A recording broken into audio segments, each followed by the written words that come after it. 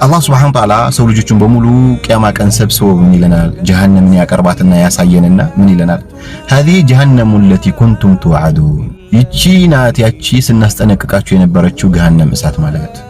እንዲሁም هذه جهنم التي يكذب بها المجرمون ይቺው ገሃነም ናት እነዛ ባለጌዎች በዳዮች ዱንያ ላይ ያሉ ስናስጠነቅቃቸው አትኖሩም እያሉ ሲያስተባብሏት የነበረችው እያለ ይነግረናል።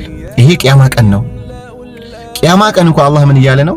ዱንያ ላይ ያላችሁ ስናስጠነቅቃችሁ የነበረችው ገሃነም ይቺ ናት። ከዛ ውጭ ዱንያ ላይ ያለን አላህ Subhanahu Wa Ta'ala በቁርአን ከጀሃነም ውጭ ያስጠነቀቀን ነገር የለም ማለት ነው። አሁንም የቀብር ቅጣት ከቁርአንና ከሐዲስ ከመዘርዘራችን በፊት የተናገረውን ሹብሃ መልስ ሰጠን እንሂድ። ከዚህ በፊት እንደምንናገረው የትኛውም የቢድዓ አካል በሸሪዓ ላይ አዲስ ሐሳብን አዲስ የጥመት አስተሳሰብን ይዞ የሚመጣ አካል ለዛ የጥመት አካሄዱ የሚጠቀመው የቁርአንና የሐዲስ መረጃዎችን እንደሆነ አይተናል። ሌሎችም የጥመት አካላት ሰው ዘንድ ያ የጥመት አስተሳሰባቸው ተቀባይነት እንዲያገኝ የሚያቀርቡት የቁርአንና የሐዲስ ማስረጃ ነው። ቁርአንና ሐዲስን ሰለፎች በተረዱበት መልኩ ልንረዳ አለቀ። እዚህ ጋር የትኛውም የቢድዓ አካላት ይወድቃሉ። የትኛውም የሚያልፍ የለም። አዲስ የጥመት አስተሳሰብን ይዞ የመጣ እዚህ ጋር ይወድቃል። ከዚህ በኋላ እንግዲህ መፍጨርጨርና መጋጋጥ ነው፣ ሌላ ነገር ነው የሚያመጣው። ይህ ሰው አሁንም ቁርአንና ሐዲስ ያመላከተው የሆነውን የቀብር ቅጣት የለም ለሚለው የጥመት አስተሳሰቡ እንድን ተጠቀመ የቁርአን አንቀጽን ልጆችን በሙሉ ቂያማ ቀን ሰብስቦ ምን ይለናል? ጀሃነምን ያቀርባትና ያሳየንና ምን ይለናል? هذه جهنم التي كنتم توعدون ይቺ ናት ያቺ ስናስጠነቅቃችሁ የነበረችው ገሃነም እሳት ማለት። ዱንያ ላይ ስትቀጠሯት የነበረችው ጀሃነም ይቺ ናት ይባላሉ። የተቀጠሩት ጀሃነም ነው፣ የቀብር ቅጣት የለም ነው። فإن كنت تدري فتلك المصيبة وإن كنت لا تدري فالمصيبة أعظم የቀብር ቅጣት እዚህ ጋር የተወሰነ ነገር አለ የለም። ስለሆነ ጉዳይ ትክክለኛ ማስረጃ ከቀረበ እዛ ቦታ ላይ ያልተጠቀሰው ነገር የለም ብለን መካድ እንችላለን? አንችልም። ምክንያቱም በሌላ ቦታዎች ላይ የተጠቀሰ ነገር ሊኖር ስለሚችል ማለት ነው። ሁለተኛ የተጠቀመውን የቁርአን አንቀጽም እንመልከት። እንዲሁም هذه جهنم التي يكذب بها المجرمون ይቺው ገሃነም ናት እነዛ ባለጌዎች በዳዮች ዱንያ ላይ ያሉ ስናስጠነቅቃቸው አትኖሩም እያሉ ሲያስተባብሏት የነበረችው። አሁንም እዚህ ጋር እንደተመለከታችሁት አላህ Subhanahu Wa Ta'ala ሙጅሪሞቹ ጀሃነምን ይክዱባት እንደነበርና የቂያማ ቀን ይችናት ጀሃነም ስትክዱባት የነበረችው ብሎ እንደሚናገር ነው የቁርአን አንቀጹም ይነግረን። የሆነ ነገር ለይቶ አላህ Subhanahu Wa Ta'ala መናገሩ ያልተጠቀሰው ነገር የለም ማለትን አያሲዝም። በሌላ የቁርአን አንቀጽ ላይ ሊጠቅሰው ስለሚችል በሌላ የቁርአን አንቀጽ ላይ የቀብር ቅጣት ተጠቅሷል አልተጠቀሰም የሚለውን ነገር ማየትና ማስተዋል አለብን። ይህንን ደግሞ ስንፈትሽና ስናስተውል ሐቅን ፈላጊ የሆነ አካል ሊያስተባብለው በማይችል መልኩ በግልጽ የተቀመጡ የቁርአንና የሐዲስ ማስረጃዎችን እናገኛለን። አሁንም ግልጽ እንዲሆን አንድ ምሳሌ እንውሰድ። አላህ Subhanahu Wa Ta'ala ወአቂሙስ ሶላተ ወአቱዝ ዘካተ አለ። ሶላትን ደንቡን ጠብቃችሁ ስገዱ ዘካንም ስጡ አለ። ሐጅ እዚህ ቦታ ላይ አልተጠቀሰምና ሐጅ በኢስላም የለም ማለት እንችላለን? ይህ ሰው የተጠቀመበት የማስረጃ አካሄድ በዚህ አይነት መልኩ ነው። ሐጅን እዚህ ጋር የለም ብለን እንደማንክደው ሁሉ ጀሃነም ላይ የተናገረውን የቁርአን አንቀጽ ስለ ቀብር ቅጣት አልተናገረም ብለን የቀብር ቅጣት የለም ብለን ማስተባበል አንችልም። አሁን በቀጥታ ከቁርአንና ከሐዲስ የቀብር ቅጣት መጠቀሱን እናያለን። አላህ Subhanahu Wa Ta'ala ቁርአን ላይ ምን ይላል? يثبت الله الذين آمنوا بالقول الثابت في الحياة الدنيا وفي الآخرة ويضل الله الظالمين ويفعل ما يشاء ይላል። በዱንያ ህይወታቸውም በአኺራ ህይወታቸውም እነዛ ያመኑትን ሰዎች አላህ ቢልቀውል الثابت ያጸናቸዋል ይለናል። እነዛ በዳዮችን ደግሞ አላህ ያጠማቸዋል። ወይፍዓሉ ማ يشاء አላህ የፈለገውን ይሰራል። ኢማሙ አልቡኻሪ ይህንን የቁርአን አንቀጽ ጠቅሰው يثبت الله الذين آمنوا بالقول الثابت የሚለውን ጠቅሰው حدثنا محمد بن بشار قال حدثنا غندر قال حدثنا شعبة بهذا وزاد يثبت الله الذين آمنوا نزلت في عذاب القبر ይህ የቁርአን አንቀጽ የወረደው የቀብርን ቅጣት በተመለከተ ነው። የቀብር ቅጣት ላይ አላህ ያጸናቸዋል ማለት ጥያቄ በሚመጣባቸው ሰዓት አላህ ያጸናቸዋል ማለት ነው ብለው ኢማሙ አልቡኻሪ ያስቀምጡታል። ኢማም ሙስሊም ልክ እንደዚሁ يثبت الله الذين آمنوا بالقول الثابت የሚለውን قال نزلت في عذاب القبر فيقال له من ربك فيقول ربي الله ونبي محمد صلى الله عليه وسلم ይሄ የወረደው የቀብርን ቅጣት በተመለከተ ነው። من ربك ሲሉት ربي الله ونبي محمد صلى الله عليه وسلم ብሎ ይመሰክራል ብለው ኢማሙ ሙስሊም ይህ የወረደው ለምንድነው አሉ ለየቀብርን ቅጣት በተመለከተ ነው ይሉናል። አላህ ሱብሓነሁ ወተዓላ አሁንም ሱረቱ ጣሃ ላይ ምን ይለናል? ወመን አዕረض አን ዚክሪ ፈኢነ ለሁ መዒሸተን ዶንካ ወነሕሹሩሁ የውመል ቂያመቲ አዕማ። እኔን ከማስታወስ የሸሸ ሰው ፈኢነ ለሁ መዒሸተን ዶንካ ለሱ የጨነቀ የጠበበ ህይወት አለው፣ የቂያማም ቀን ደግሞ እውር አድርገን እንቀሰቅሰዋለን ይላል አላህ ሱብሓነሁ ወተዓላ። እዚህ የቁርአን አንቀጽ ላይ ተመልከቱ። አላህን ከማስታወስ የሸሹ ሰዎችን አላህ የጠበበ ህይወት እንደሚሰጣቸው ይነግረናል። ዱንያ ላይ ስንትና ስንት አላህን ከማስታወስ የሸሹ ካፊሮች፣ ሙሽሪኮች፣ ሙጅሪሞች በሙሉ ከኛ በተሻለ ሁኔታ ከኛ በተሻለ ህይወት በተድላ ሲኖሩ ልንመለከት ሁሉ እንችላለን። ስለዚህ መዒሸተን ዶንካ የተፈለገበት የት ነው? ቀብር ውስጥ ማለት ነው። አልኢማም አቡበክር አሶንዓኒ 211 ላይ ያረፉ ሰለፍ ምን ይላሉ?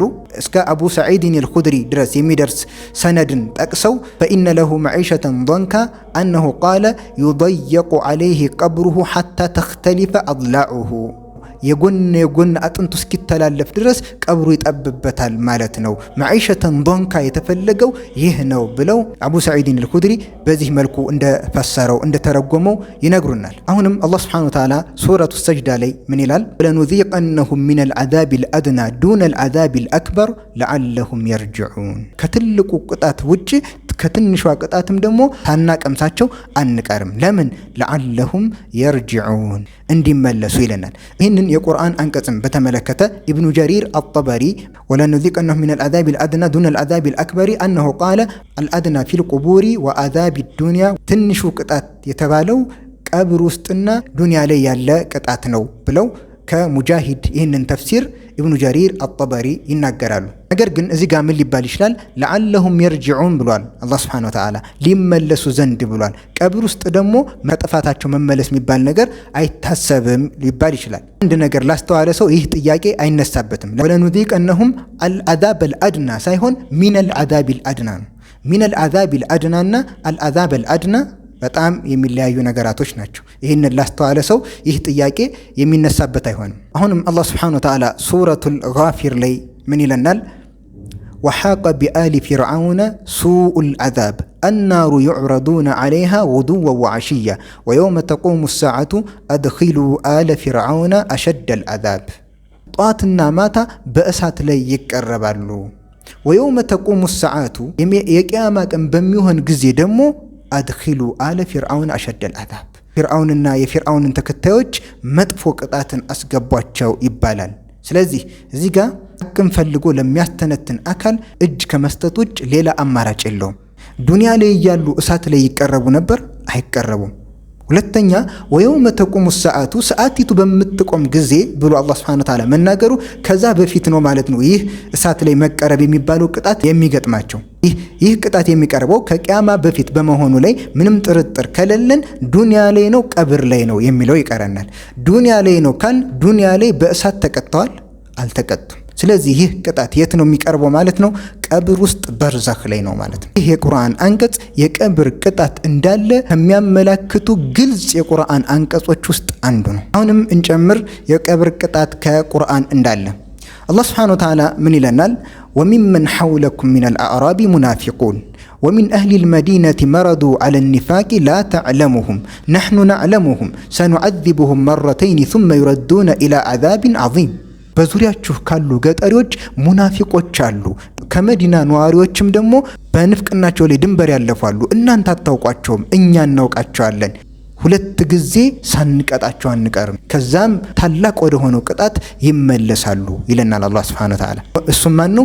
ጀሃነም ቅጣት ማለት ነው። ስለዚህ እነዚህ ሁለቶቹ ቅጣቶች የት ላይ ናቸው? ዱንያ ላይና ቀብር ላይ ማለት ነው። ይህንን በተመለከተ ኢብኑ ጀሪር አጠበሪ ይህንን ቁርአን አንቀጽ ሰኑዐዚቡሁም መረተይን የቁል ሰኑዐዚቡ ሃኡላኢ ልሙናፊቂነ መረተይን ኢሕዳሁማ ፊ ዱንያ ወልኡኽራ ፊል ቀብር። አንደኛው ዱንያ ላይ ነው፣ ሁለተኛው ደግሞ ቀብር ላይ ነው ብለው ይናገራሉ። ይህንን ተፍሲርም ሙጃሂድ ድረስ በሚደርስ ሰነዳቸው አድርሰው ተናገሩ ማለት ነው። ከዚህም ሌላ ያሉ ግልጽ የቁርአን አንቀጾች አሉ።